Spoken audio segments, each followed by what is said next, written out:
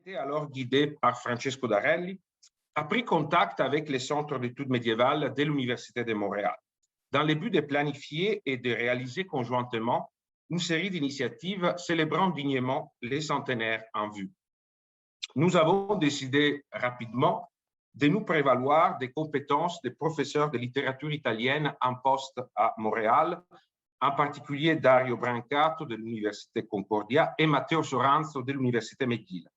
Et nous avons esquissé dès l'été 2019 un plan cohérent d'initiatives comprenant un cycle de conférences par les meilleurs spécialistes de l'œuvre de Dante, une exposition d'imprimés de la comédie aux Rare Books de l'Université McGill, des installations artistiques en plein air, des conférences divulgatives dans les cégeps et dans les maisons de retraite, etc. Surtout, nous avions préparé avec soin les coups d'éclat, une exposition bien réelle et non pas virtuelle à la Bibliothèque des livres rares et collections spéciales de l'Université de Montréal, comprenant une douzaine de manuscrits de la comédie datant des XIVe et XVe siècles, pour lesquels l'accord des institutions prestataires, les bibliothèques nationales de Florence et de Naples et la bibliothèque laurentienne de Florence, était dans nos poches. Alors, vous comprenez aisément que ce beau plan est tombé à l'eau en moins de 2, avec l'avènement de la pandémie et surtout son installation durable dans nos vies. La raison suggérait de tout laisser tomber, mais nous nous étions aperçus au cours de ces mois de prospection et de préparation que la célébration du centenaire n'était pas une lubie d'Italiens un peu attardés et nostalgiques, mais une exigence profonde de retour à une œuvre toujours parlante et nourrissante. C'est que les institutions et partenaires montréalais, québécois et canadiens nous ont fait comprendre sans détour. Nous avons alors décidé de changer complètement de programme et de miser pour l'essentiel sur une exposition virtuelle proposant un parcours de lecture de la comédie axé sur la configuration matérielle de la circulation de l'œuvre au Moyen Âge et au-delà, dans un but non seulement de célébration et de divulgation, mais aussi pédagogique, par-delà la date de 2021. Cette mue, qui n'aurait pas déplu à Dante lui-même, j'ose espérer, a été rendue possible par les soutiens généreux du Conseil des recherches en sciences humaines du Canada, par l'implication constante et attentive des bibliothèques patrimoniales des universités de Montréal et McGill, par la largesse des bibliothèques italiennes déjà mentionnées qui nous ont offert sans compter des centaines de reproductions numériques, enfin par les partenariats établis avec l'Istituto Treccani, l'éditeur de l'inestimable encyclopédie dans laquelle nous avons pu puiser à notre guise. Ces concours d'élan généreux, bienveillants, a l'air prestigieux et rassurant. Mais nous ne serions pas arrivés à ces vernissages sans l'effort indéfectible des véritables chevilles ouvrières de l'opération, les designers et développeurs de l'agence montréalaise de 88. Et il importe de le souligner, les 10 étudiants, 6 à l'Université de Montréal, 4 à l'Université McGill, qui ont été embauchés pour identifier les matériaux, les décrire, élaborer, remanier et traduire les textes sous la houlette du véritable concepteur et coordinateur de l'entreprise, Alessio Marciali Peretti, doctorant à l'Université de Montréal, que nous tenons tout particulièrement à remercier pour son dévouement sans faille. L'historique de l'événement et les remerciements étant faits, je passe désormais la parole à Frédéric Bouchard, doyen de la Faculté des Arts et des Sciences de l'Université de Montréal, qui a, je le sais, des choses moins plates et plus intéressantes que les miennes à vous dire. Merci, Gabriele. Sauf pour avoir élevé les attentes de manière complètement irréaliste. Écoutez, c'est un plaisir pour moi d'être avec vous aujourd'hui. D'abord, pour saluer la collaboration entre l'Institut italien de culture de Montréal et l'Université de Montréal, en particulier, là, bien sûr, notre centre d'études médiévales. C'est un partenariat extrêmement fructueux, comme en atteste l'événement d'aujourd'hui, mais des collaborations là, qui sont déployées avant la pandémie et qui se déploieront bien après la pandémie aussi. Donc, merci beaucoup à l'Institut. Je remercie aussi nos collègues de Concordia et de McGill. C'est magnifique quand le concept même d'université implique une communauté communauté de pairs, mais une communauté, je dirais, d'esprit curieux et qui aiment partager le savoir. Et franchement, notre communauté montréalaise réalise pleinement sa mission quand on fait ces collaborations-là avec entre différentes universités. Donc, merci à nos collègues de Concordia et de McGill, bien sûr, là, des autres universités là, qui s'intéressent à ces thématiques.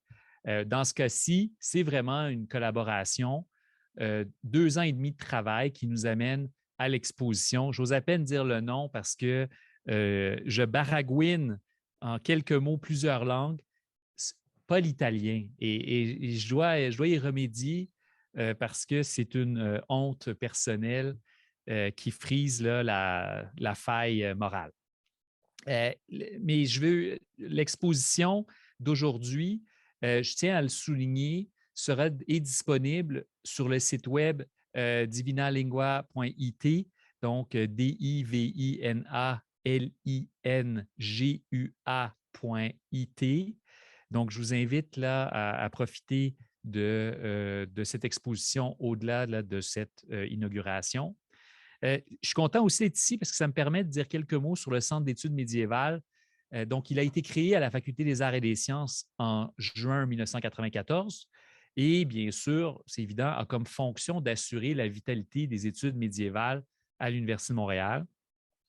On a des programmes mineurs majeurs qui comportent, bien sûr, des cours visant à la formation spécifique des futurs médiévistes, mais on est ravi aussi des cours disciplinaires empruntés aux différents domaines qui permettent là, je dirais, de construire cette communauté, je dirais, des passionnés, mais aussi des curieux de cette période là, extrêmement féconde du développement de l'humanité. Et sans surprise, là, il y a plusieurs domaines de notre faculté qui y sont rattachés. Histoire de l'art et études cinématographiques, philosophie, littérature de langue française, littérature langue moderne et anthropologie. Donc, l'œuvre elle-même, et bon, je ne suis pas spécialiste, moi, je suis ravi.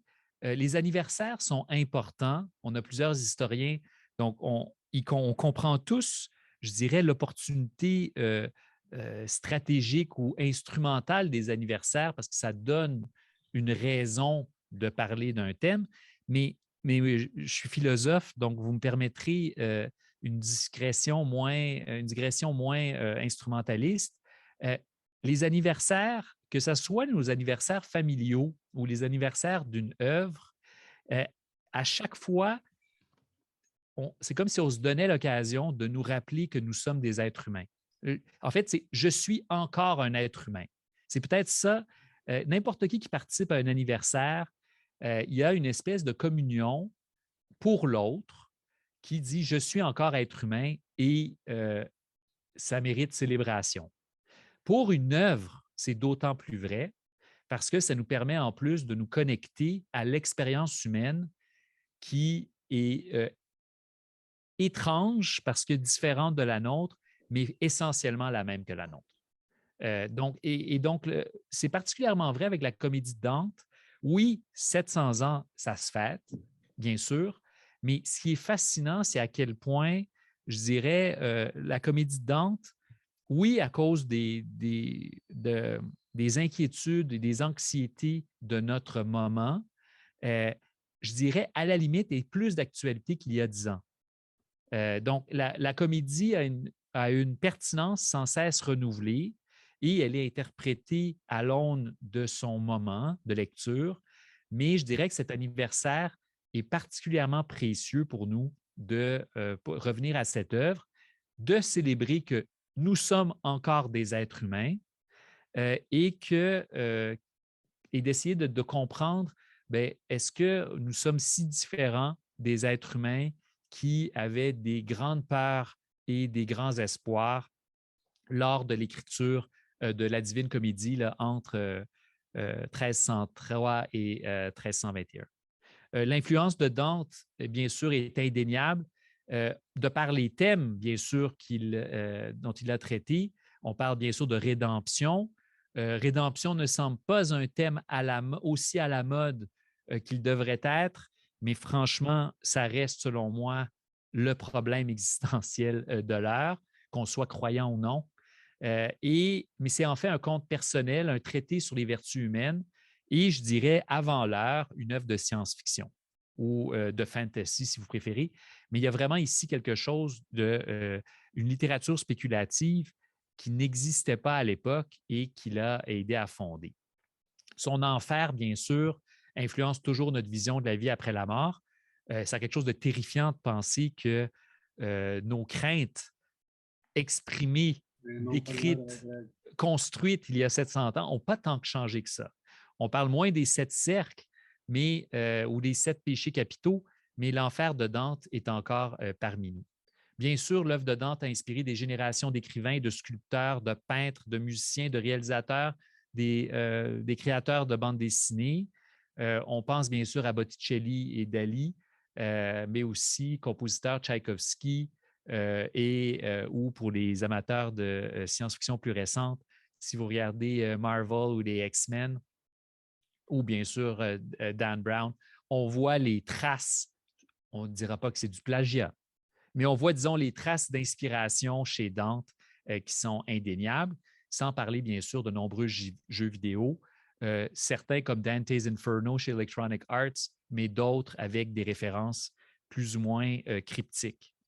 L'exposition virtuelle inaugurée aujourd'hui offre un formidable voyage au cœur des vers et des métaphores de la poésie de Dante, et grâce aux manuscrits et aux imprimés qui ont permis la diffusion de la comédie, grâce aux enluminures, aux dessins légués par différents artistes, le rythme de la poésie de Dante n'est pas juste textuel, mais aussi graphique. Je terminerai en mentionnant que j'ai rencontré un collègue de la faculté en biologie ce matin et je lui ai dit ce que je faisais aujourd'hui et il a commencé à me citer Dante dans le texte juste comme ça. Nous ne parlons pas d'une œuvre morte, c'est une œuvre qui palpite, qui vit, qui vibre, et je suis ravi qu'on puisse la célébrer par cette exposition. Et je remercie toutes celles et tous ceux qui ont contribué à son élaboration. Et donc, je vous remercie d'être avec nous et je vous félicite là, pour cette belle réalisation. Grazie mille. Merci beaucoup, Monsieur le doyen, pour cette allocution dense mais vibrante, justement, sentie. Alors, avant de passer la parole à mes collègues d'autres universités montréalaises, je vais lire un court message de l'initiateur de tout ça, Francesco Darelli, qui était jusqu'en juin 2021 directeur de l'Institut italien des cultures de Montréal, qui n'a pas pu être avec nous parce que maintenant il est en poste à Shanghai.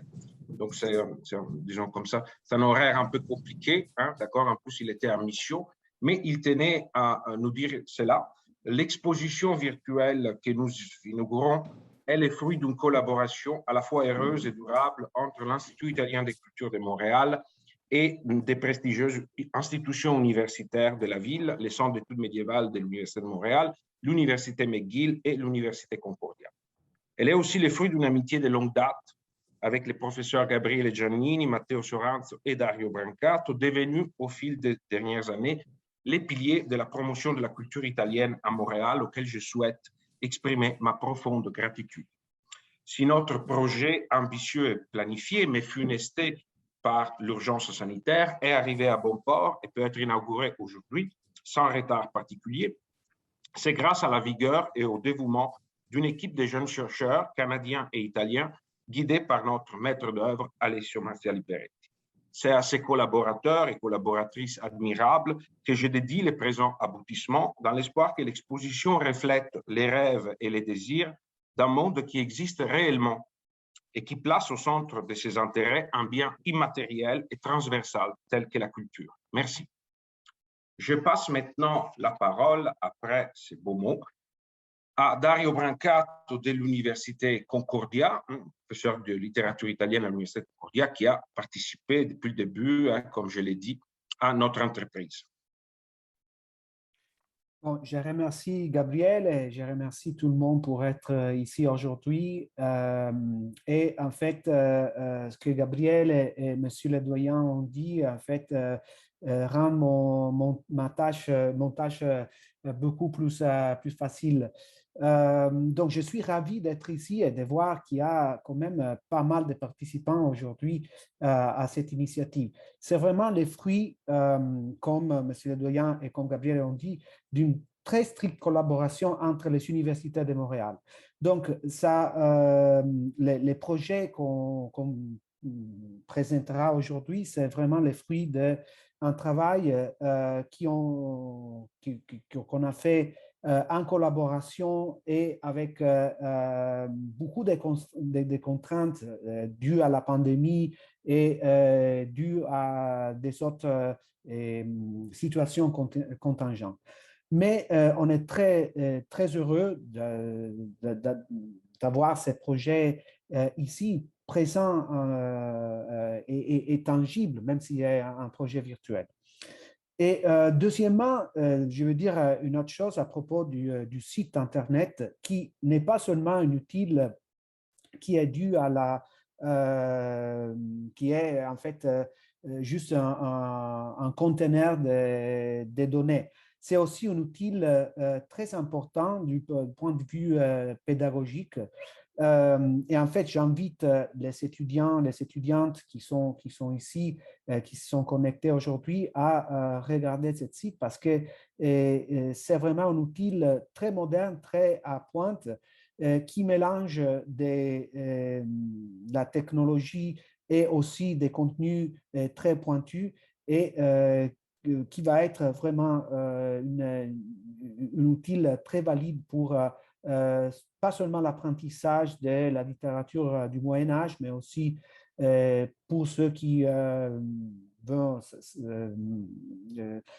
s'ouvrir à la langue italienne et à la langue des Dantes, c'est aussi un très bon outil. Un dernier mot sur notre hôte aujourd'hui, notre invité, professeur Paolo Trovato, qui j'ai eu l'honneur de rencontrer en personne il y a quelques années.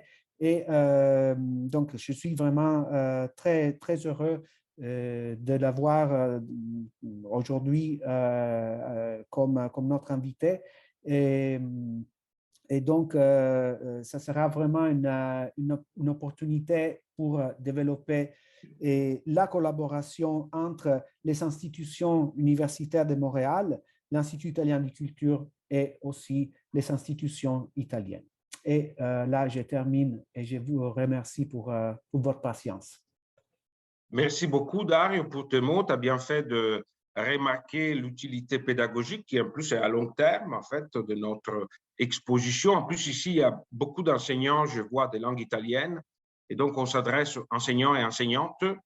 Donc, on s'adresse à ceux-ci, à celles-là, pour qu'ils utilisent éventuellement dans leur cours, ils mettent à profit un outil qui est là, en fait, et peut être utilisé librement à partir d'aujourd'hui. Je donne maintenant la parole à notre collègue, en fait, également professeur de littérature italienne à l'Université McGill, à savoir Matteo Soranz.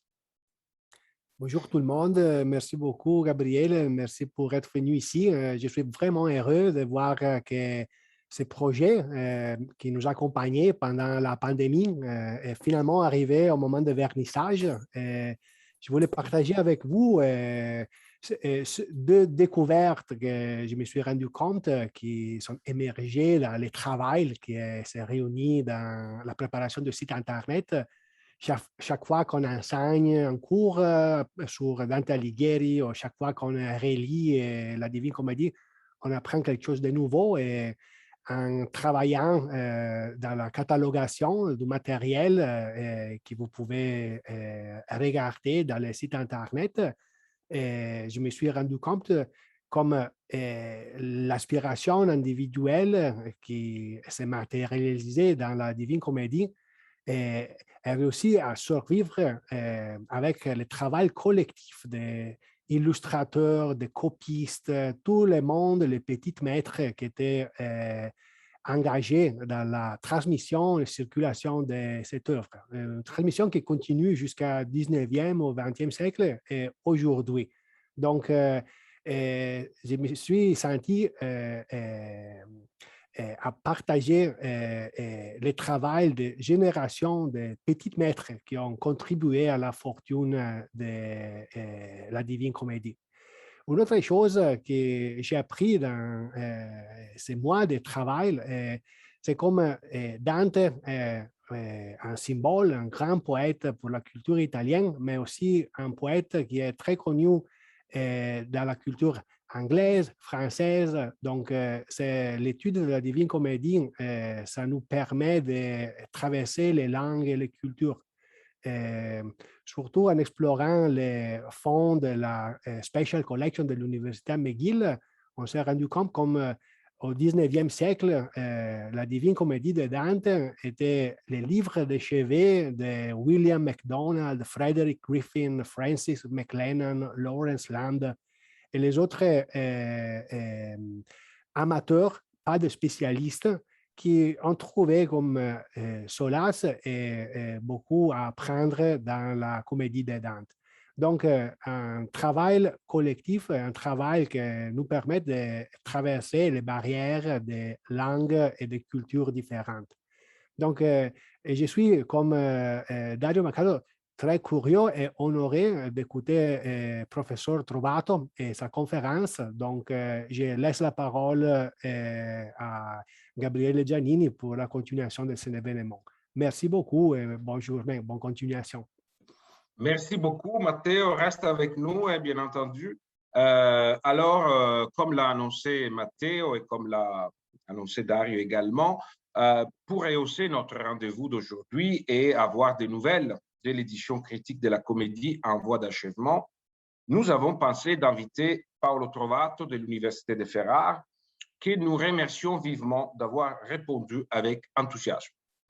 Paolo Trovato est un philologue qui a parcouru la littérature italienne dans tous les sens, de Pétrarque à Machiavelli, de Leonardo Bruni à Giuseppe Verdi, sans oublier ses contributions décisives dans les domaines des premières éditions imprimées d'œuvres littéraires italiennes. Mais s'il est parmi nous aujourd'hui, c'est en vertu de son engagement de longue date, entouré par une équipe nourrie de chercheurs, dans le chantier de la nouvelle édition critique de la comédie, qui, on le verra, ce n'est pas une mince affaire. Donc, je lui cède la parole.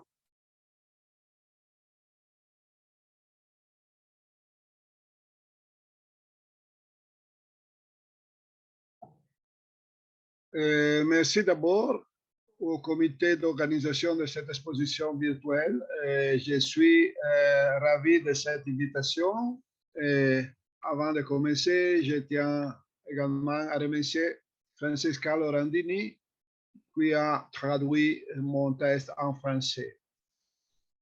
Donc, mais pourquoi? Pourquoi autant de célébrations? Pourquoi autant d'engouement? Pourquoi les grands critiques américaines, grands à tous les points de vue,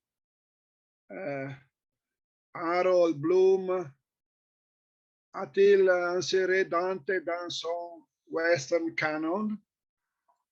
Il s'agit bien évidemment d'une liste partielle et partielle, mais elle est laissée d'une manière très intelligente. Pourquoi ici à Montréal, mais aussi à Berlin, à Londres, à Munich, à Madrid, à Oxford, à Rabat, à Tunis, à Moscou, à Varsovie, à Rio, a-t-on voulu commémorer le 70e anniversaire de la mort de Dante?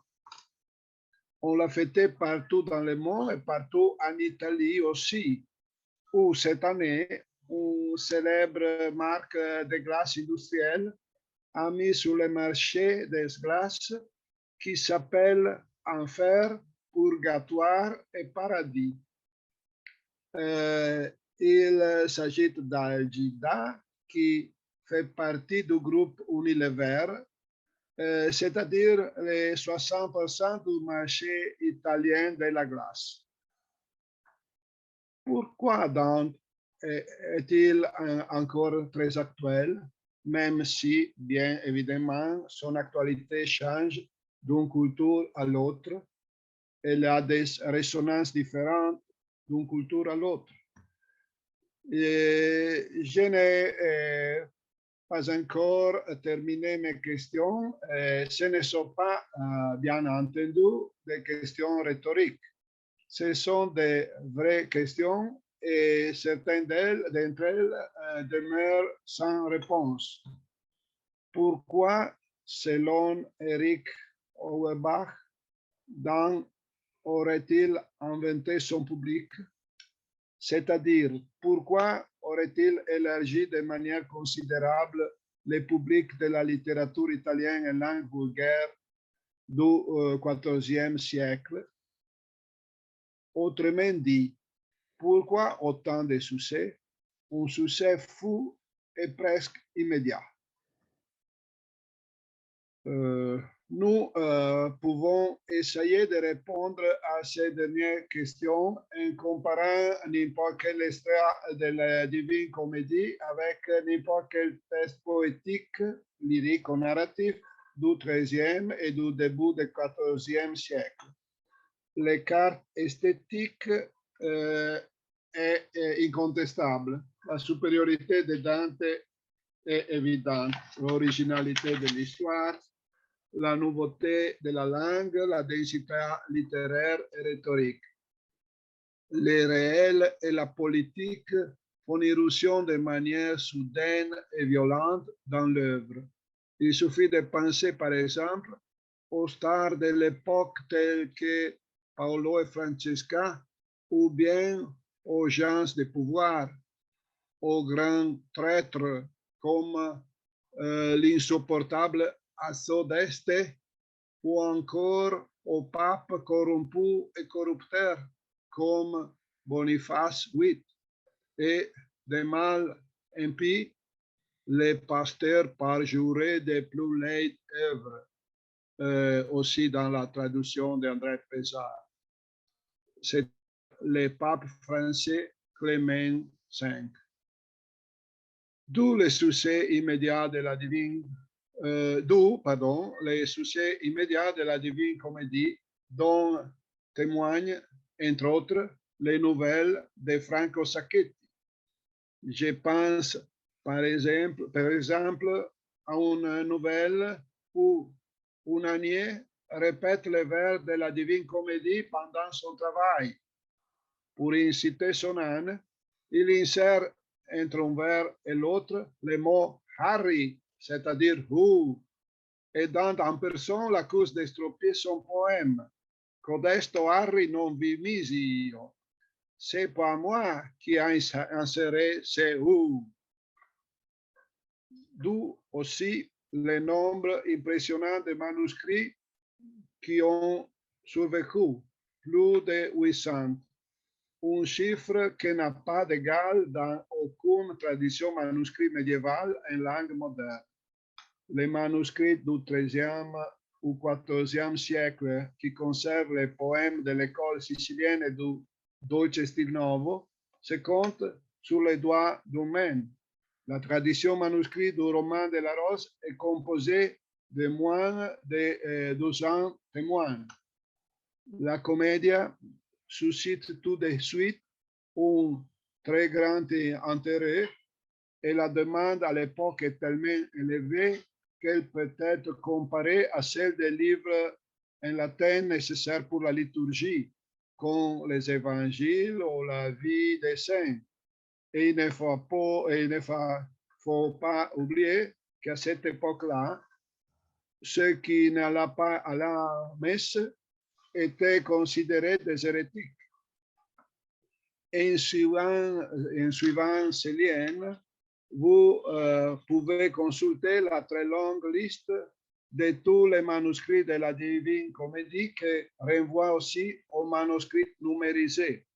Cette liste a été dressée par Elisabetta Tonello et d'autres jeunes chercheurs de mon équipe.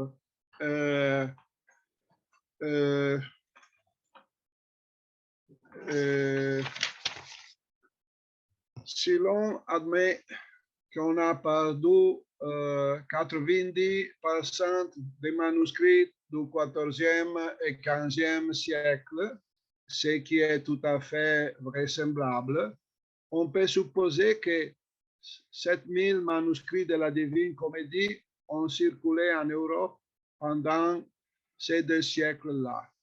C'est un chiffre énorme. L'Europe était très peu peuplée et le taux d'alphabétisation était très faible. Mais les succès et la fortune dedans ne concernent pas seulement ceux qui pouvaient lire l'italien. Dan est tôt traduit en espagnol, 40 traductions en anglais paraissent entre le 18e et le 19e siècle in Wikipedia, English translation, et 27 traductions françaises ont paru entre 1987 et 2014.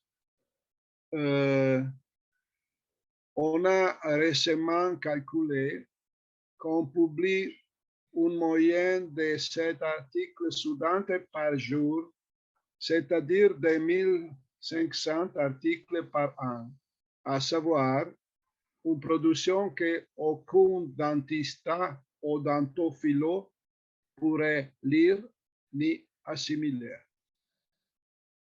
Afin de répondre aux premières questions que j'ai posées concernant les succès de Dante aujourd'hui, on pourrait se servir d'un essai très pointu di Italo Calvino intitulé Perché leggere i classici? Pourquoi lire les classiques? Calvino y propose 14 définitions du terme classique. Je vais en mentionner 3, car elles me semblent très justes. Un classico è un libro che non ha mai finito di dire quel che ha da dire. Un classique è un livre che n'a jamais fini de dire ce qu'il a à dire. Un classico è un'opera che provoca incessantemente un pulviscolo di discorsi critici su di sé, ma continuamente se li scrolla di dosso. Un classique est une œuvre qui provoque sans cesse un nuage de discours critiques dont elle se débarrasse continuellement. È classico ciò che tende a relegare l'attualità al rango di rumore di fondo, ma nello stesso tempo di questo rumore di fondo non può fare a meno. È classique c'est qui tend à reléguer l'actualité au rang de rumeurs de fond sans pour autant prétendre atteindre ces rumeurs. Calvino ajoute la mise en garde suivante. Pour lire les classiques, on doit aussi établir d'où on les lit. Sinon, tant le lecteur que le livre se perdent dans un nuage atemporel. La lecture des classiques atteint donc son rendement maximal quand on fait alterner, selon un savant dosage, avec les lectures d'actualité. À titre d'exemple, il suffit de rappeler qu'au XIXe siècle, les représentants afro-américains du mouvement abolitionniste faisait référence à Donne comme le monstre Dennis Looney dans son beau livre Freedom Readers, The African American Reception of Dante Alighieri and the Divine Comedy, Notre Dame University Press, 2011. Je tiens à souligner cela car l'une des raisons peut-être du succès de Dante est sans doute liée à sa passion politique dévorante et déformante. C'est cette passion qui le pousse à peindre ses adversaires comme des monstres. C'est le cas de Venetico Caccianenico, qui est le très puissant chef de la Pars Marquesana, c'est-à-dire du camp des partisans bolognais de la maison d'Este. Venetico Caccianemico est présenté comme un macro qui prostitue sa sœur. C'est aussi le cas de Fulceri da Calboli, chef de l'armée des Florentins noirs, qui dans la bataille de Pulisano l'emporte sous le Golfe Blanc, qui avait été expulsé une année auparavant. Il est décrit comme un mercenaire sauvage et impitoyable. En revanche, Dan dresse de très beaux portraits de ceux qui ont combattu dans le bon camp et pour la bonne cause, même si elle les place aux enfers. Farinata avec les hérétiques et Teguiaio et Guido Guerra avec les sodomites. Évidemment, le bon camp est celui du narrateur, comme dans toutes les traditions épiques. En outre, l'attitude de Dante change au long du poème à mesure qu'il passe de l'antiflorentinisme acharné de la première cantica à l'irénisme des derniers chants du paradis. L'expo que vous allez voir propose des pages tirées des manuscrits les plus précieux et des éditions illustrées de la Commedia les plus belles que nous connaissons. Quand l'on écrit les organisateurs, vous allez pouvoir refaire les voyages à travers les yeux de ceux qui l'ont lu au cours de ces derniers siècles, dans les manuscrits et dans les livres imprimés qui ont été les messagers et qui ont servi d'intermédiaires pour la diffusion de la Divine Comédie, avec les enluminures et les dessins créés par les artistes en suivant les voyages des livres et des livres de l'Italie jusqu'au Québec. À l'époque de Dan, les livres imprimés n'existaient pas. Il me semble donc intéressant de dire quelques mots concernant les rapports de Dan avec l'art du dessin et les enluminures qui pouvaient orner un manuscrit du début du XIVe siècle. Cela nous permet d'imaginer la forme matérielle de la Divine Comédie que Dante avait sous les yeux. Dante, dans la Vita Nova, avait dit qu'il était dessinateur amateur et dans le 11e chant du Purgatoire, il parle de maître enlumineur. Oh, disse lui, non sei tu o derisi l'onor d'Agobbio e l'onor di quell'arte che a luminar chiamata in Parisi? Frate, diss'egli, più ridon le carte che pennelleggia Franco Bolognese. L'onore è tuttor suo e mio in parte.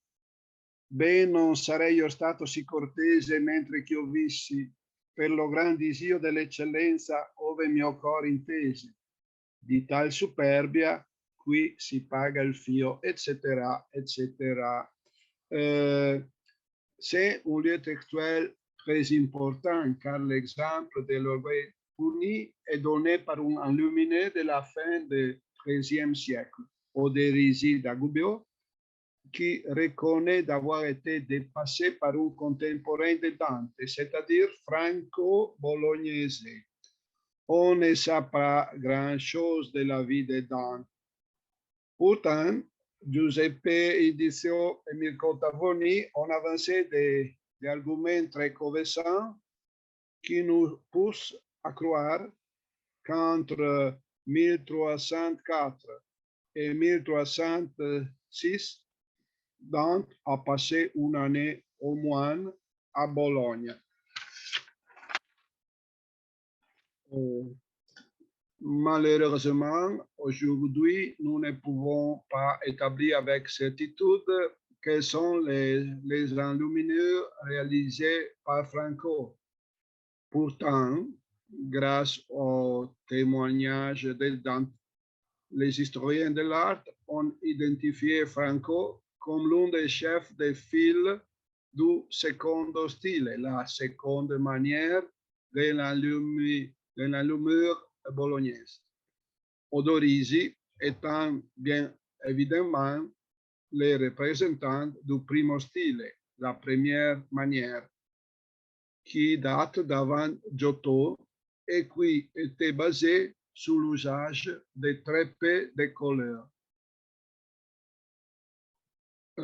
Comme vous pouvez le voir sur l'affiche de l'expo, Dante et l'allumure à Bologne, qui va fermer en janvier 2022, les enlumineurs bolognais les plus célèbres travaillent surtout à enjoliver les antiphonaires des églises les plus importantes de la ville, pas les poèmes en langue vulgaire.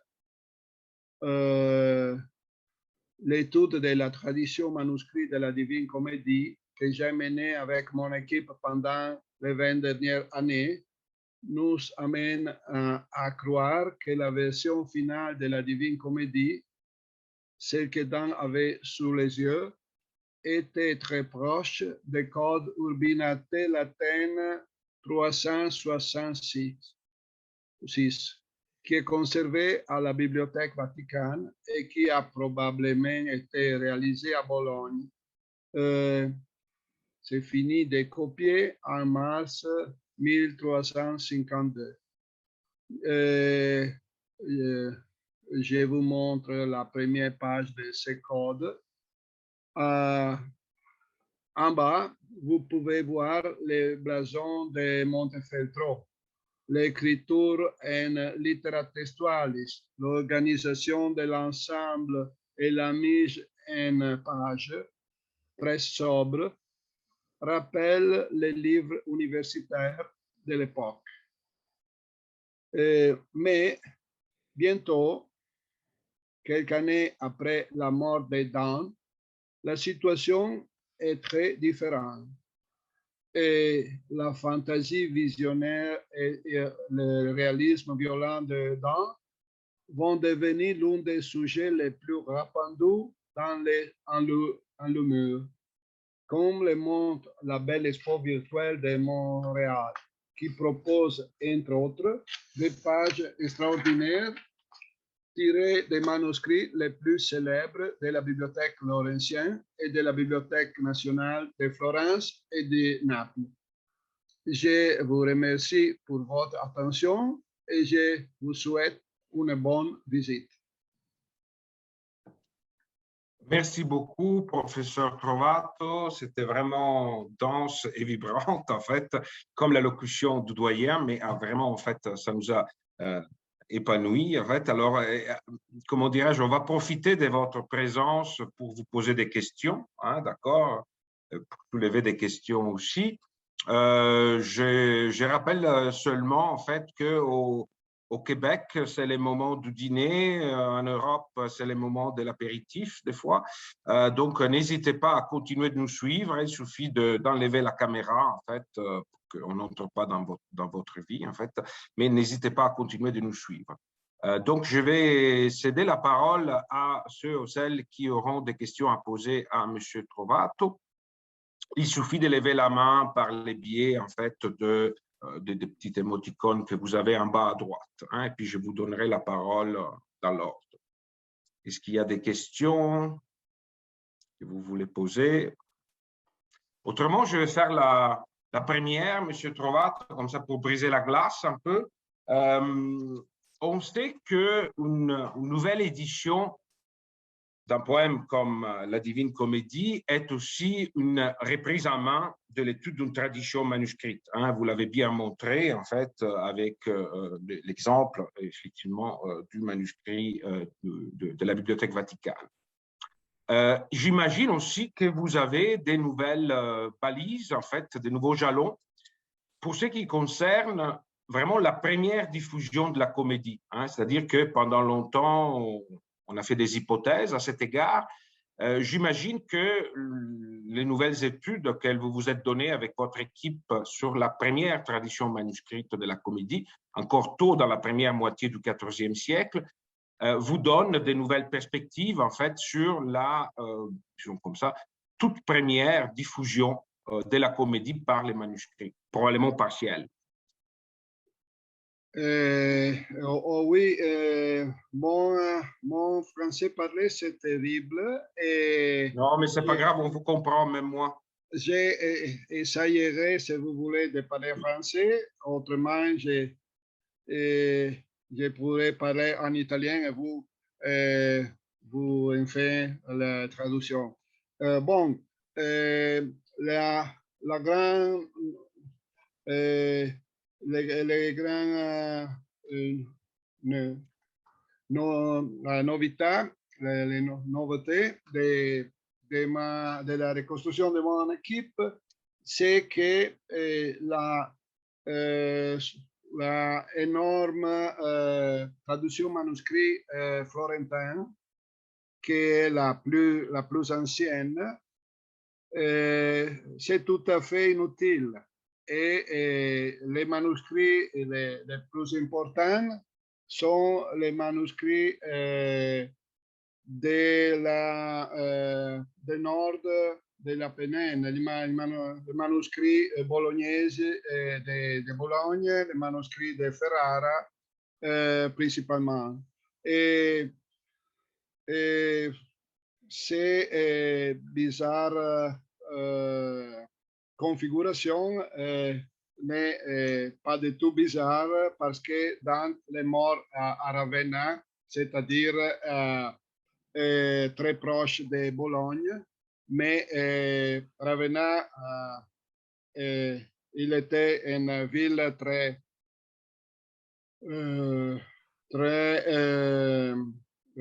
petite et c'est très raisonnable que nous avons manuscrit rédigé en Ravenna. Les centres, les grands centres universitaires de Bologne avec son copiste étaient les milieux idéaux pour la première diffusion de la comédie.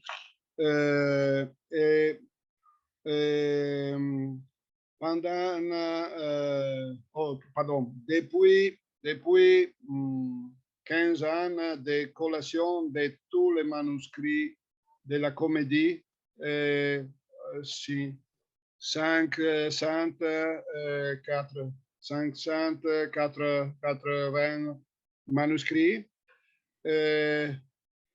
Nous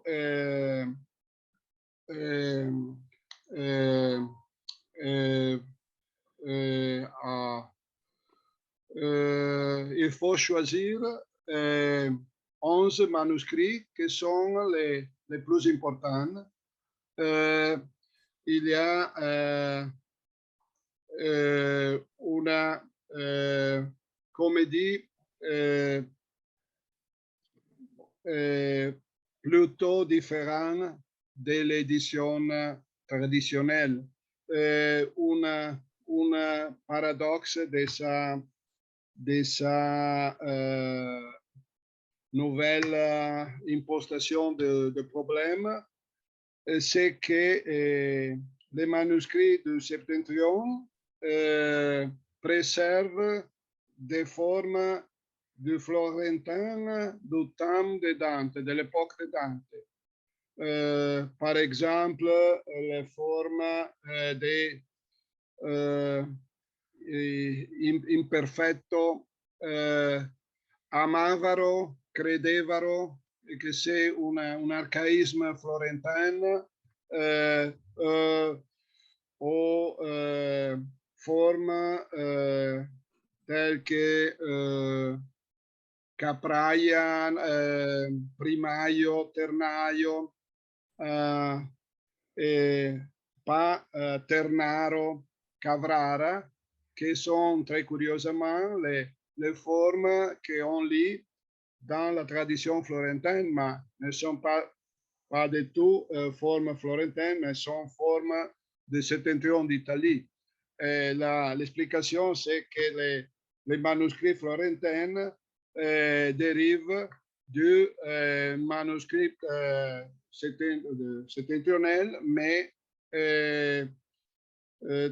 très méchant, très cattivi, come si dice dal punto di vista testuale, mi scusi?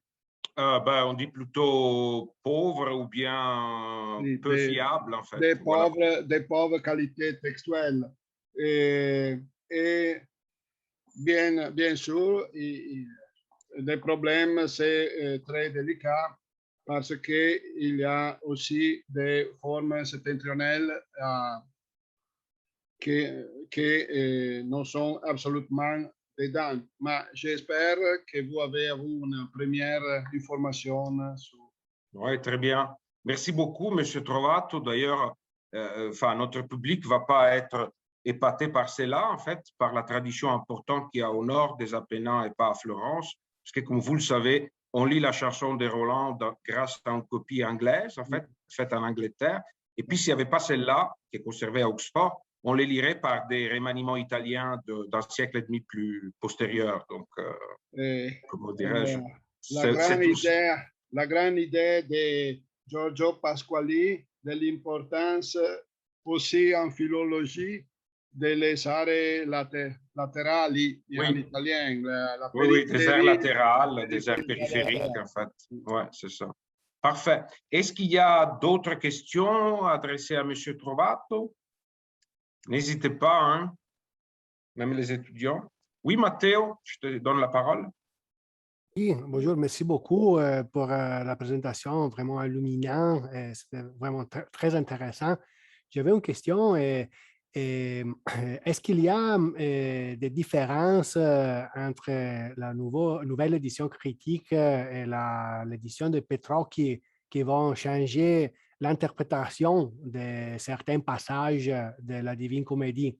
Où l'intérêt, c'est surtout linguistique sur l'histoire de la langue.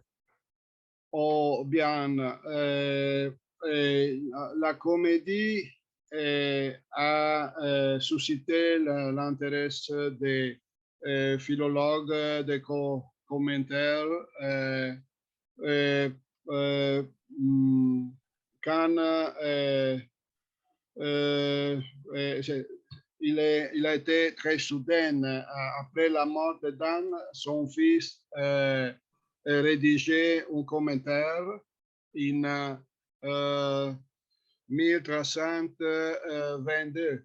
Et depuis, nous avons le commentaire de Bambaglioli 1324. Depuis, nous avons le commentaire de Lana 1328. Tout ça pour dire que c'est difficile d'imaginer que l'équipe Trovato change toutes les textualités de la comédie. Pourtant, il y a des passages avec une nouvelle sémantique. Je ferai un exemple seulement. Dans la glace infernale, un pêcheur, non un pêcheur, pescatore, come si dice? Excusez-moi, come un pêcheur. Oui, un pêcheur. Oh, un pêcheur, il a très froid et dans toutes les éditions, on lit mettendo i denti in nota di cicogna. Se mettendo i denti, c'est absolument incongru et illogique. Mettre les dents, c'est la dentition des petits. Et nous avons congetturé battendo i denti in nota di cicogna, una faute acoustique typique de la professionnalité de copiste qui passe à travers de la dictée antérieure. Il ne faut pas fantastiquer d'un atelier où les maîtres dictent à un copiste, mais simplement à la dictée antérieure de M. Dane. Et notre, je crois que nous allons changer les substances textuelles en moyenne 3 ou 4 fois pour chant. Bien sûr, les nouvelles leçons ne sont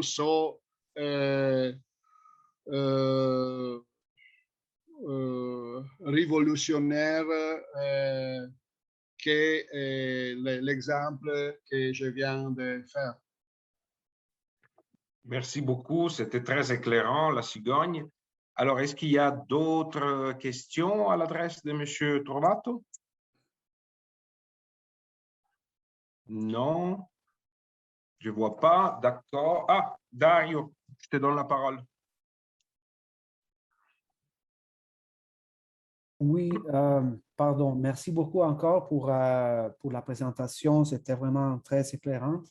Et j'ai juste une question des pratiques de l'édition. Donc, vous avez mentionné que le code Urbinate Latino 366, c'est un manuscrit produit en Italie du Nord. Or, le manuscrit contient plusieurs traces du vernaculaire du Nord, donc de Bologne.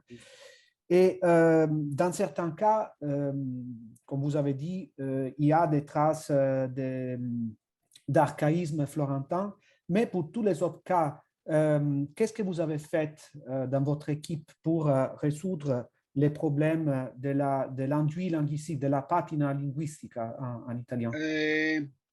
En demande en question, je pose une question technique au professeur Marciali Peretti.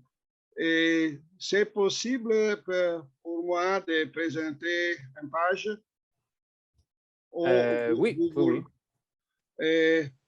J'essaie de présenter une page de ma comédie. Et il y a juste un bouton partager l'écran ou condividi schermo. Excusez-moi, je vais Oui, allez-y. C'est le bouton écran partagé. Je vais chercher dans mes PC. Ah oui, allez-y. On n'est pas pressé. Excusez-moi, mais... Non, il n'y a pas de souci. Juste dire entre-temps que ce que Dario dit patina en français, on dit plutôt vernis. Hein, d'accord? Vernis, ok. Ouais, voilà, c'est ça. Vernis au sens de couche, en fait, hein, oui, linguistique. Dunque, Dante di Son Inferno, ecco qua.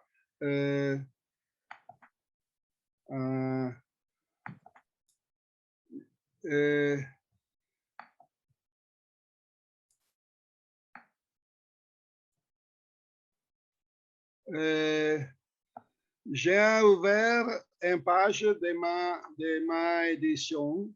Oui, maintenant, partagez l'écran. Excusez-moi, je retourne. Et on va voir votre ordinateur, normalement. Alors, ecco qua. Donc, partager le schermo, oui. Et depuis... Et puis ça va venir, il faut quelques instants.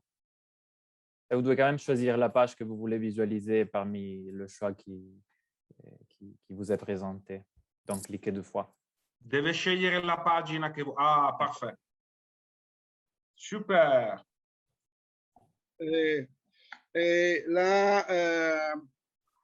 La mise en page, c'est ça. Le texte, un petit appareil formel. Dans l'appareil formel, vous pouvez voir les émendations que nous faisons respect à les témoins de référence qui sont les manuscrits Urbinate et le manuscrit Florio qui sont collatérales. Beta, c'est l'accord de Urbinate et de Florio. Nous avons décidé de travailler selon Castellani, selon les reconstructions de la grammatique historique de Florentin ancienne. Et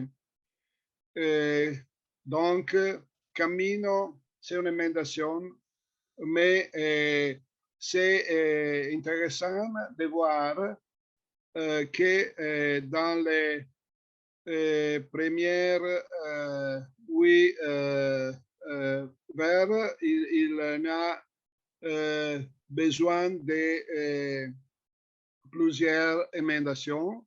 C'est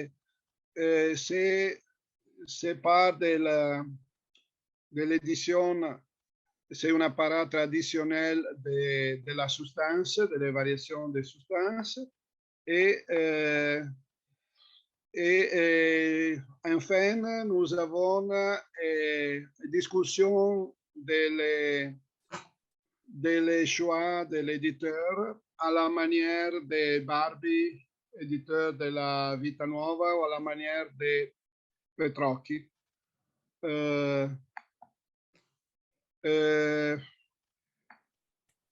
Donc, je vais dans cette page de vers 9 à vers 20, nous avons 4 paroles, vraiment 2 paroles. La logique, c'est tous les fois que F, c'est-à-dire Florio, le manuscrit de Udine, c'est bon. Ici, on lit la leçon et la forme du code Florio, du code F. Si gemello, comme on dit gemello en français, excusez-moi. Jumeau. Si le gommon de F est meilleur dans le point de vue linguistique, on privilège U. Ogni, c'est plus archaïque en florentin de ogni. Effetto, c'est pas plausible en florentin et nous à texte, on lit effetto avec DF. Donc, nous avons seulement 2 infractions à la florentinité. Ces témoins septentrionaux ne sont pas aussi désastreux, aussi compliqués qu'on pourrait penser.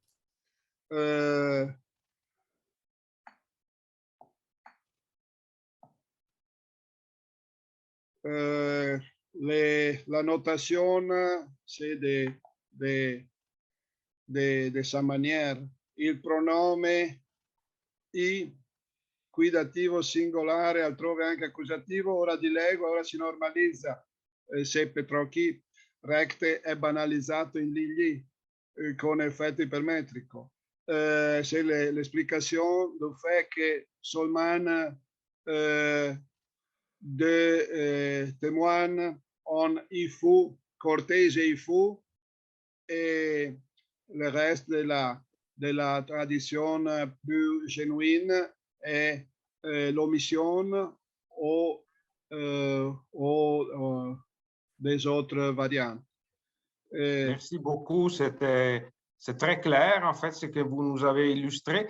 Juste une dernière vraiment curiosité, pour quand elle est prévue la publication de votre édition partielle ou complète en fait?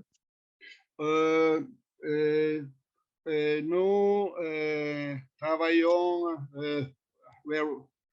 work hard pour publier l'enfer et l'introduction générale entre cette année. Mais bien sûr, Purgatoire et Paradis,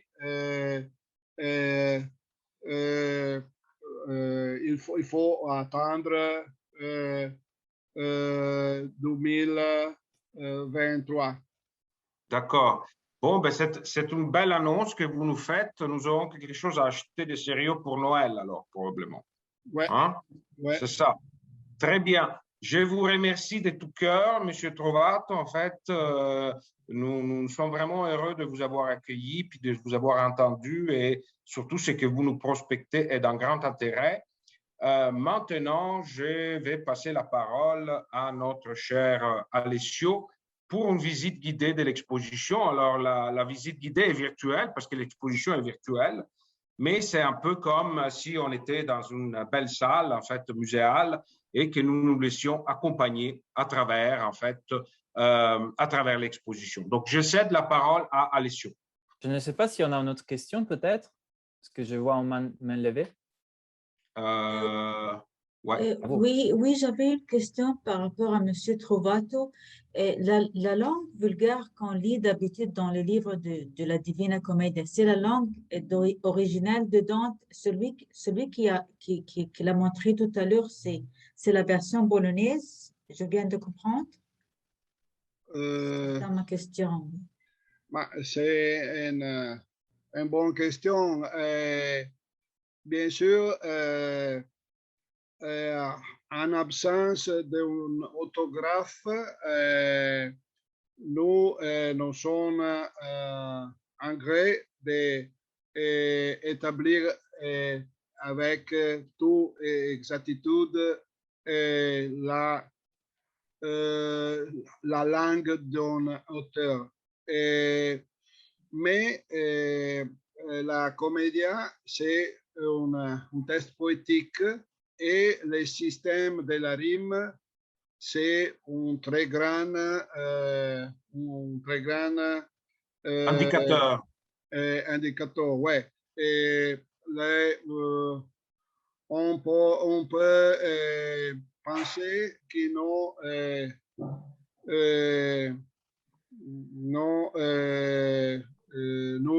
connaissons les 15% de la langue de Dante parce que nous avons ce système de paroles-rimes qui riment parfaitement et c'est permet de conclure que la langue c'est une florentine légèrement archaïque de la génération plutôt du père de Dante que de Dante lui-même. Et dans la mesure que le manuscrit c'est très bon, très vicine à l'original Pardoux, il va préserver des formes archaïques et nous un bon aide, c'est le fait que son manuscrit septentrional et il a une sorte de contraste linguistique. Et la manière de penser, c'est la suivante. Je trouve une forme florentine archaïque dans un manuscrit de Bologne. C'est plus facile que cette forme florentine archaïque, c'est l'original de Dante, ou c'est plus facile que c'est une invention d'un copiste bolognaise.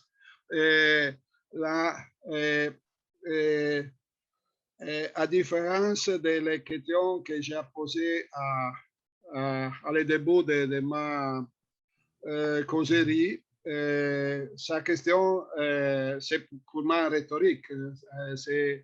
Il est évident qu'un copiste de Bologne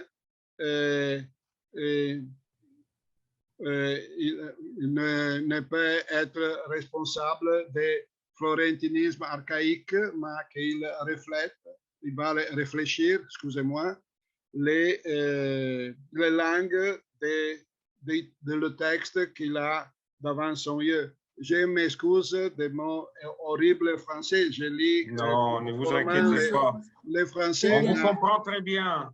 On vous comprend très bien. C'était très clair la réponse également qui a donné à Heidi Bedwani. Maintenant, je passe la parole à Alessio, enfin, en fait, qu'on a nommé plusieurs fois jusqu'ici, mais qui, les pauvres, a été jusque-là cantonné. Et donc, je lui laisse totalement l'écran, les titres, en fait, pour sa visite guidée. Merci, Alessio. Merci à vous, merci à M. Trovato. Je partage avec vous mon écran parce qu'il s'agit d'une exposition virtuelle et donc c'est que sur Internet, ce n'est que sur Internet. Vous voyez ici le titre dans la version italienne, Amor mi mosse che mi fa parlare, la comédie de Dante 700 ans après, la commedia di Dante 700 anni dopo. On l'a déjà dit, l'exposition est en 3 langues, italien, français et anglais, et vous pouvez voyager à travers les 3 langues. Ça peut être utile aussi pour voir comment passer d'un Dante anglais à notre français, à côté du texte italien toujours présent. Ce que je voudrais faire aujourd'hui, c'est de passer rapidement à travers l'exposition, vous montrer quelques points de cette exposition. Mais elle a été conçue, pensée pour être naviguée par un usager, un navigateur ou navigatrice en première personne. Donc, je le ferai là pour vous parce qu'on a cette occasion, mais je vous avoir le plaisir d'aller le faire vous en première personne. C'est pensé pour être parcouru par vous. On a une petite introduction avec le titre. Dans la création de l'exposition de Dante que vous voyez ici dans un portrait, dans une gravure conservée à McGill et qui a été produite par Jean-Ernest Aubert à partir d'une fresque de Raphaël. Vous voyez ici Dante, il y a plusieurs images, pas seulement de Dante, mais surtout de Dante, parce que Dante est le protagoniste de son texte. Là, je reste un peu sur les faits les plus simples du texte, mais c'est important pour nous de souligner que l'exposition porte surtout sur le récit de la comédie.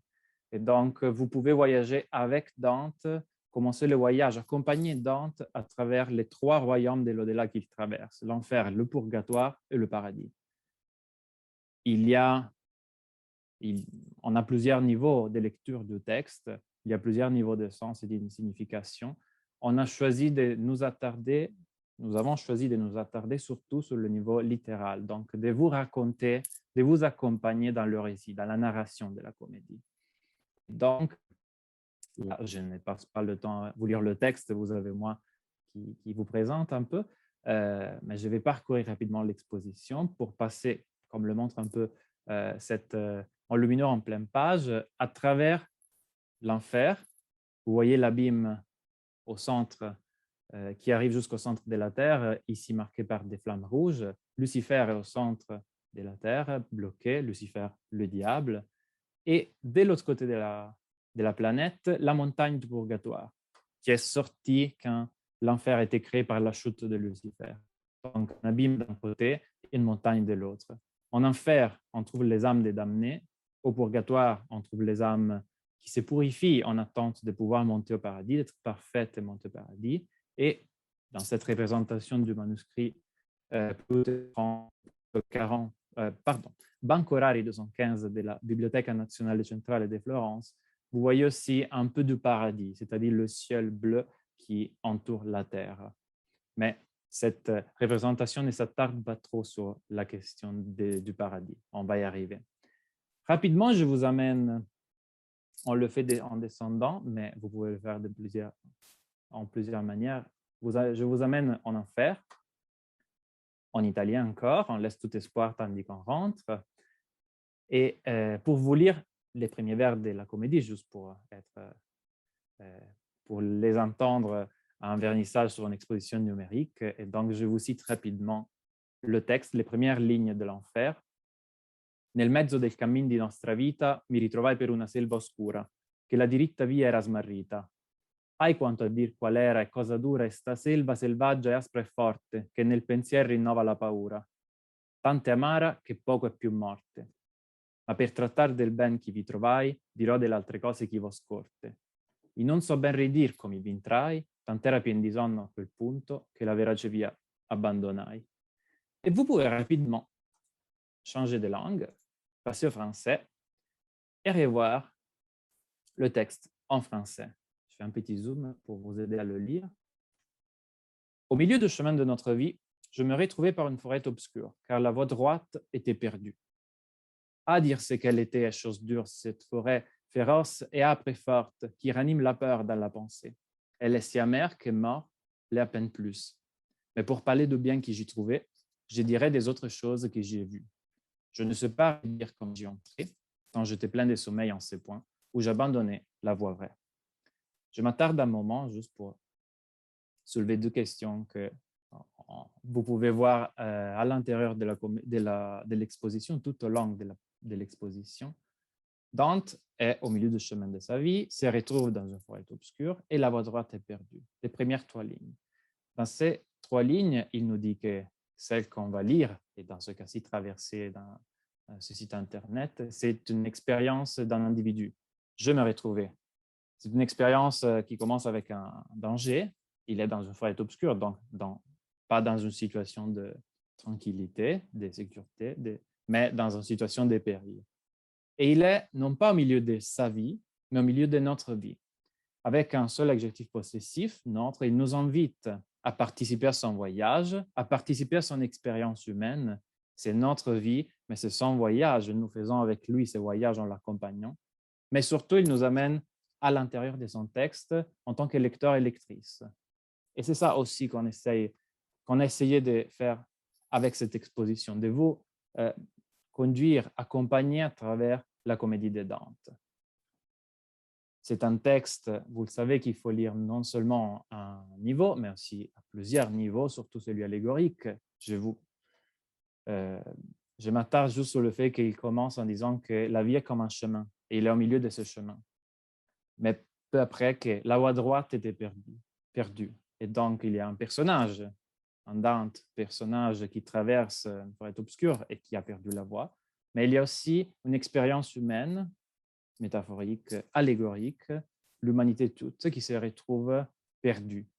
Donc, un sens littéral et un sens allégorique. On s'est attardé surtout sur celui littéral.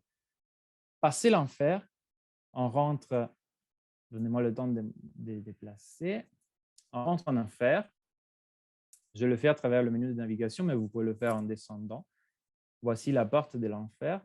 Et je le fais pour vous montrer quelques éditions qu'on a insérées dans l'exposition. Il y a des photos, des images d'éditions imprimées et des manuscrits tout au long de l'exposition. L'idée, c'est de vous montrer comment non seulement la comédie a été lue, mais comment elle a été publiée, comment elle a été proposée au public, comment elle a été considérée, un poème à commenter, un poème imaginé, un poème tout simplement à lire. Vous en avez ici, dans ce diptyque, deux exemples très différents. Sur la droite, l'image delle terze rime di Dante Alighieri, le petit volume que vous voyez au vert. C'est un livre de poche presque. Il a été publié en 1502 et c'est une édition de la comédie conservée à l'Université de Montréal qui est sans commentaire. C'est juste le texte, rien d'autre que le texte. L'autre image, celle sur la gauche, est au contraire la collection des 100 figures dessinées et gravées par Madame Giacomelli. C'est la représentation de Dante et Virgile qui rentrent en enfer. Lasciate ogni speranza voi che entrate, dit l'épigraphe sur la porte. Dante est effrayé par les cris qui sortent de la porte, mais Virgile l'invite à entrer. C'est une manière différente, une image tout simplement pour représenter la comédie. L'édition de Giacomelli, le livre que Giacomelli publie, n'est que fait par des images. Il n'y a que des images, tandis que l'autre, celui de Manuzio, n'était que le texte. Deux idées différentes de comédie qui nous sont proposées, qui nous ont été proposées à des époques différentes. Comme vous l'avez vu, et là je fais une petite parenthèse, il faut juste cliquer sur l'image pour aller dans une page qui nous montre plus de détails, qui nous donne plus de détails. Et vous pouvez aussi ici et changer des fenêtres. Ça prend un peu de temps à charger parce que je suis en connexion, mais vous avez une fiche descriptive détaillée de ce texte avec l'ex libris ici par exemple, et d'autres détails techniques pour plus réservés aux spécialistes, mais il y a quand même une description générale de l'imprimé que vous avez devant les yeux. Je reviens rapidement au début de l'enfer pour vous montrer quelque chose de différent. Ce manuscrit, c'est le manuscrit Pluteo 3, conservé à la Biblioteca Medica Laurenziana. Ici, on l'a mis en grand parce que ça vaut la peine de le regarder. Cette première page de l'enfer, où Dante est représenté dans la forêt obscure, dans le lumineux, vous le voyez, en train de sortir de la forêt, en train d'essayer de gravir une colline qu'il a trouvée. De là, il voudrait avoir une vision un peu plus large et comprendre comment sortir de la forêt. Mais il y a 3 fauves qui lui bloquent le chemin. Un lynx, un lion et un louve. Comme on l'a dit au début, c'est un poème allégorique. Donc, un lynx pour les trois fauves représentent chacune un péché qui empêche à l'humanité de faire le bien, d'être vertueuse. Et donc, le lynx représente la luxure, le lion, l'orgueil, et la louve, la convoitise. L'artiste ici l'enlumineur décide ici de représenter de façon littérale le texte. Dante rencontre 3 fauves et l'enlumineur les représente. Mais la lecture littérale qui est présentée par l'image, évidemment aussi par le texte dans ce manuscrit, n'est pas la seule qui existe dans les copies de la comédie. Parce que pour comprendre ce que je vous ai expliqué, la lecture allégorique, et M. Trovato le disait avant moi, on a passé le temps à écrire des commentaires. Les interprètes se sont attardés sur le sens de la comédie. Et vous voyez, par exemple, dans ce manuscrit, Pluteo 40.7 de la Biblioteca Medica Laurenziana, que le texte n'est copié que sur la colonne au centre, mais autour, il y a des glosses et des notes, des annotations, des explications, des commentaires au texte de Dante. Donc, vous pouvez voir aussi que nous avons choisi de vous présenter des typologies différentes de livres. Parfois, il n'y a que le texte, parfois, il y a beaucoup de commentaires. Je vous montre aussi un autre exemple, rapidement, plus en bas. Celui-ci est toujours à la Biblioteca Medica Laurenziana, le Pluteo 40.2, où vous pouvez voir que le texte de la comédie, quelques lignes de la comédie qu'on vient de lire, sont au centre de la page. Tout le reste de la page est rempli de notes et commentaires.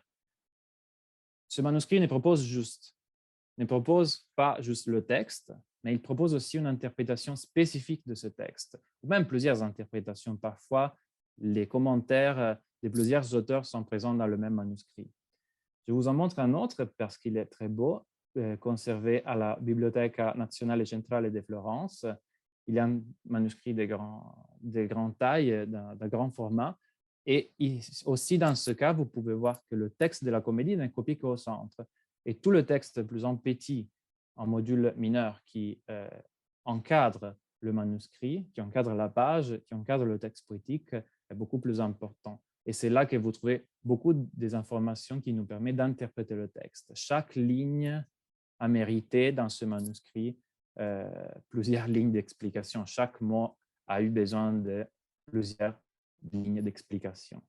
C'est pour vous montrer que, et c'est une idée de l'exposition, que l'étymologie des livres et des manuscrits imprimés aussi, qui ont fait la comédie, qui ont incarné, même, vous me laisserez passer le mot, la comédie sont très différentes entre elles et proposent des idées de comédie très différentes entre elles. Je vous amène directement au 9e cercle de l'enfer, jusqu'au fond de l'enfer tout de suite, là où les traîtres sont damnés à toujours. C'est, comme le disait aussi M. Trovato, le fond de l'enfer est composé par un lac glacé. Il s'agit du Cocyte. Et dans ce lac glacé, au centre, on trouve, désolé, je ne veux pas vous faire venir mal à la tête en descendant rapidement, mais j'y arrive. Le voici. On trouve au centre de ce lac de glace la figure de Lucifer, le diable. On l'a mentionné au tout début. Lucifer est le plus beau des anges qui se révèle à Dieu. Il est au centre de la terre, il est bloqué, et il est le diable, tout à fait. Dante et Virgile arrivent jusqu'à lui, sur le lac glacé, qui emprisonne les damnés qui ont fait de la trahison. Dante et Virgile s'accrochent sur les jambes de Lucifer, commence à descendre jusqu'au centre de la terre. La gravité se renverse, la descente devient augmentée, et Dante et Virgile se retrouvent dans une caverne et sortent de l'autre côté du monde, de l'autre côté de la planète, à revoir la lumière, à revoir les étoiles sur la plage du purgatoire. Ils ont traversé la planète et sont sortis de l'autre côté, aux antipodes. On arrive ainsi à la deuxième cantique du purgatoire. Vous pouvez continuer à descendre pour toute l'exposition jusqu'à arriver à la fin. Moi, je vous ai fait un peu voyager pour vous montrer comment ça marche. Mais tout au long du purgatoire, vous avez aussi des façons similaires à l'enfer, des images de manuscrits imprimés. Le récit vous est raconté par les mots que je ne vous lis pas. Je vous amène juste ici pour vous montrer cette petite enluminure d'un manuscrit qui est conservé, si je ne me trompe pas, à Naples, oui, le 13C1. Cette enluminure représente Dante et Virgile avec un troisième personnage, Caton, qui est le gardien du purgatoire. Virgile et Dante sont sortis de l'autre côté de la planète, ont traversé tout l'enfer, se retrouvent sur la plage du purgatoire, donc devant la montagne du purgatoire, là où les âmes qui doivent se purifier résident pour un temps limité. Elles restent là, ces âmes, jusqu'à quand elles sont parfaites, pures, purifiées et prêtes à monter au paradis. Elles traversent donc les 7 différents niveaux, les 7 cornices du purgatoire, jusqu'à arriver au paradis terrestre. Je vous montre juste la corniche 3, où se purifient les colériques, ceux qui ont fait péché des colères, mais ce péché n'est pas si grand de les condamner à l'enfer, donc ils seront bientôt au paradis. Pour le moment, ils se purifient de ce péché mineur qu'ils ont fait. On a mis cette belle enluminure encore du manuscrit Bancorari 39 de la Biblioteca Nazionale Centrale de Florence, où Dante et Virgile, en bleu et en rouge, les deux, vous les voyez debout dans la fumée, sont submergés, plongés dans une fumée qui empêche de voir et de respirer. Les âmes, comme elles ont été colériques, donc aveuglées et suffoquées par la colère en terre, elles sont plongées dans cette fumée qui les rend aveugles et les suffoque pendant leur permanence au purgatoire. Celle-ci est une enluminure. Dans ce cas aussi, vous pouvez cliquer et regarder la double page du manuscrit ouvert qui est encore très belle. Je vous amène directement à ce point-ci très rapidement pour ne pas tarder au paradis terrestre, donc au sommet du purgatoire. Ici, dans ce merveilleux jardin plein de toutes les délices, vous trouvez une autre enluminure. Vous voyez ici une autre montagne du purgatoire, une autre représentation de cette montagne, toujours dans une enluminure médiévale. On a aussi cette belle double page enluminée où la procession est représentée, la procession à laquelle Dante assiste étant au purgatoire. au sommet du purgatoire, donc au paradis terrestre.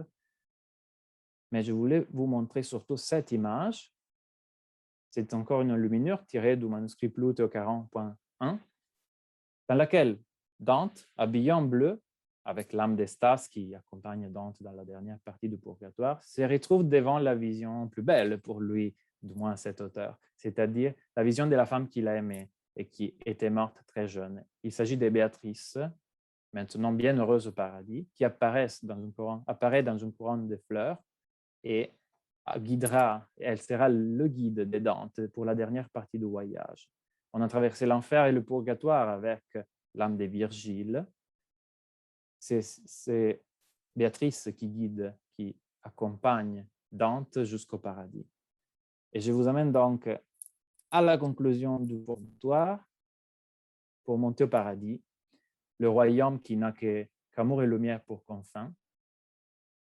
Et donc, le paradis n'est que le ciel. Dante imagine que dehors de la Terre, dehors de la planète, le ciel est divisé en 9 sections, en 9 sphères concentriques et concentriques. Et je vous montre une représentation tirée d'un livre conservé à la McGillivray Books and Special Collection. Celle-ci est la représentation de l'univers selon Dante. Donc, vous voyez la Terre au centre, la montagne du purgatoire qui est en bas, et les 9 cercles célestials, les 9 cieux du paradis. Dante les traverse tous, et vous pouvez le faire aussi, passer au ciel de la Lune, de Mercure, de Vénus, du Soleil, de Mars, de Jupiter, de Saturne, des étoiles fixes, vous rendre jusqu'au ciel cristallin.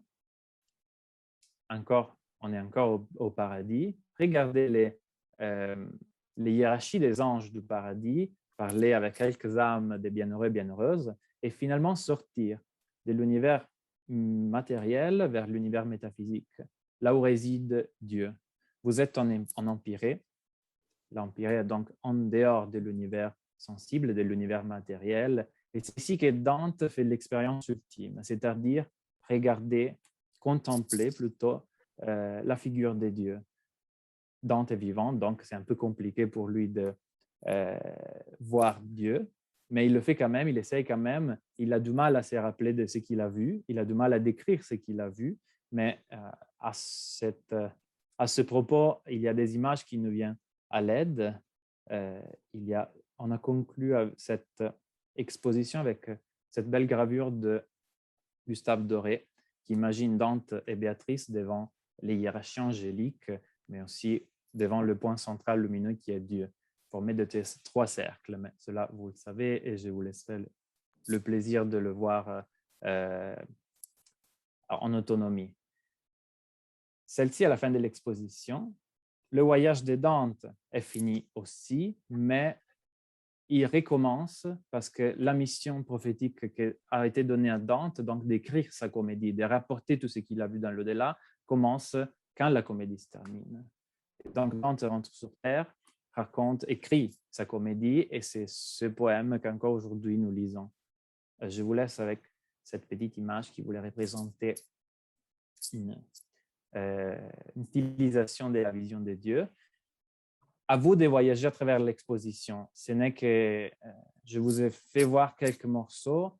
C'est très beau à voyager en passant d'un côté à l'autre, de l'enfer au purgatoire au paradis, mais vous pouvez le faire dans une seule fois, du début à la fin, accompagner Dante jusqu'à la vision de Dieu.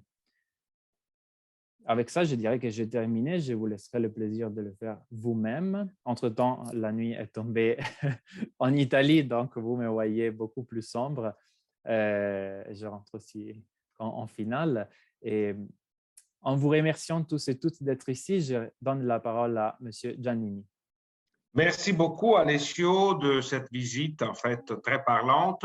Aussi de nous avoir mis en garde contre la colère. Hein. Je suis ton directeur de thèse, en fait. Alors, je sais que parfois, ces péchés-là ne m'est pas étranger, mais là, en fait, je vais, comment dirais-je, réfléchir à la chose. Alors, rendez-vous donc à l'exposition. Nous avions un peu gardé, comment dirais-je, caché l'adresse web, en fait, qui est divinalingua.it. hein, comme l'a dit M. Trovato et comme l'a répété Alessio. Donc, à partir de là, l'exposition est ouverte, en fait. Parcourez-la dans tous les sens, profitez-en, utilisez-la pour vos cours, en fait, également à votre loisir. Avant de déclarer terminé ces beaux vernissages, je voulais juste annoncer, encore un peu de manière sommaire, en fait, tous les événements qui auront cours à partir de la semaine prochaine à Montréal et ailleurs, qui sont liés d'une façon ou d'une autre à notre exposition virtuelle. D'abord, en fait, dès la semaine prochaine, dès lundi prochain, c'est la semaine italienne, c'est la semaine de la langue italienne dans le monde, hein, qui est fêtée par les instituts culturels partout dans le monde. Nous avons plusieurs activités qui sont proposées par l'Institut italien des cultures de Montréal et de Shanghai, et nous vous ferons parvenir en fait la liste de tout ça en fait pour vous y inviter, pour vous y convier. En fait, c'est la semaine du 18 au 24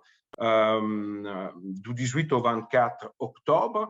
Par la suite, il y aura des événements, des présentations, des conférences liées à l'exposition à l'université McGill, début novembre, puis à Concordia, puis probablement, si les conditions sanitaires les permettent, en fait, on va pas, comment dirais-je, on va pas trop s'avancer là-dessus, mais il se peut qu'une exposition en chair et os, enfin bien réelle, puisse avoir lieu à la bibliothèque des librairies et collections spéciales de l'Université de Montréal à partir du mois de janvier. On est encore en réflexion à ce sujet-là, mais on aimerait bien aussi vous voir, peut-être en chair et os, hein, avec cette exposition qui probablement pourra avoir lieu après Noël. Hein. Donc voilà, nous vous ferons parvenir les invitations pour tous ces événements. Nous vous remercions d'avoir été là aujourd'hui. On espère que ça a été agréable. En fait, pour moi, ça a été aussi très instructif. Et puis, je remercie toute l'équipe, les étudiants, Alessio, en fait, les partenaires et les collaborateurs. Et je vous souhaite, en fait, une bonne fin de semaine, autre qu'une bonne fin de journée. Merci beaucoup. Merci à vous et bonne journée ou soirée. Merci.